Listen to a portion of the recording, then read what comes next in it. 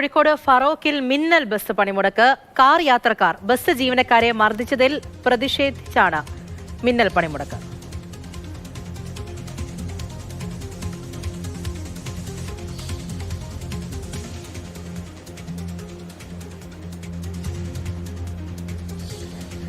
Rahul KV വിവരങ്ങൾ നൽകും.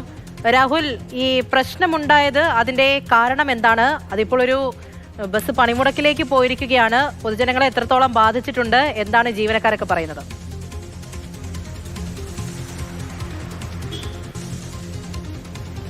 പൂജ, ജനങ്ങളെ സംബന്ധിച്ച് വലിയ ബുദ്ധിമുട്ട് തന്നെയാണ് പണിമുടക്ക് ഉണ്ടാക്കിയിട്ടുള്ളത്. പക്ഷേ ബസ്സുകാർ ഉന്നയിക്കുന്ന ആവശ്യമെന്നത് അവരെ മർദ്ദിച്ചവർക്കെതിരെ പോലീസ് കൃത്യമായ കടുത്ത നടപടി സ്വീകരിക്കണം എന്നുള്ളതാണ്.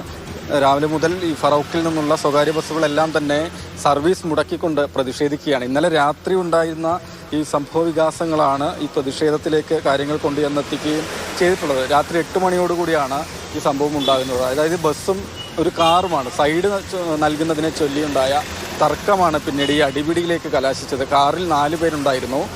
അവർ ഇറങ്ങി ബസ് ജീവനക്കാരെ മർദ്ദിക്കുകയാണ് ഉണ്ടായത്. ഫറോക്ക് മെഡിക്കൽ കോളേജ് റൂട്ടിൽ സർവീസ് നടത്തുന്ന ബസ് ജീവനക്കാരായ ഷാറുൽ അർഷദ്, ഷിസ്ബിൻ എന്നിവർക്കാണ് പരിക്കേൽക്കുകയും ചെയ്തത്. ഇവർ മെഡിക്കൽ കോളേജ് ആശുപത്രിയിൽ ചികിത്സ തേടുകയാണ് ഉണ്ടായത്. പിന്നീട് ഇന്നലെ രാത്രി തന്നെ പോലീസ് സ്ഥലത്തേക്ക് എത്തുകയും ചെയ്തിരുന്നു. ഈ 4 പേരെയും അറസ്റ്റ് ചെയ്യണം, കടുത്ത വകുപ്പുകൾ ചുമത്തണമെന്നാവശ്യപ്പെട്ടുകൊണ്ടാണ് ഇപ്പോൾ പണിമുടക്ക് നടത്തി വരുന്നത്. പോലീസിൻ്റെ കൃത്യമായ ഇടപെടൽ ഉണ്ടായിട്ടില്ലെങ്കിൽ പണിമുടക്ക് നീട്ടിക്കൊണ്ടുപോകും എന്നുകൂടിയാണ് ബസ് ഓപ്പറേറ്റർമാർ ഇപ്പോൾ അറിയിക്കുന്നത്. ശരി, കോഴിക്കോട് ഫറോക്കിലാണ് മിന്നൽ ബസ് പണിമുടക്ക്. അത് പൊതുജനങ്ങളെയൊക്കെ സാരമായി തന്നെ ബാധിച്ചിട്ടുണ്ട്. നമ്മളിപ്പോൾ കണ്ട ദൃശ്യം അത് ഈ കാർ യാത്രക്കാർ ബസ് ജീവനക്കാരെ മർദ്ദിക്കുന്നു. അതിൽ പ്രതിഷേധിച്ചാണ് ഇങ്ങനെ ഒരു മിന്നൽ പണിമുടക്കിലേക്ക് നീങ്ങിയത്. അപ്പോൾ അവരെ അറസ്റ്റ് ചെയ്യണം, പോലീസിന്റെ കൃത്യമായ ഇടപെടൽ ഉണ്ടാകില്ല എന്നുണ്ടെങ്കിൽ ഇങ്ങനെ പണിമുടക്ക് നീട്ടും തുടങ്ങിയ കാര്യങ്ങളാണ് ബസ് ജീവനക്കാർ ഉൾപ്പെടെ പറയുന്നത്. രാഹുൽ KV ആണ് വിവരങ്ങൾ നൽകിയത്.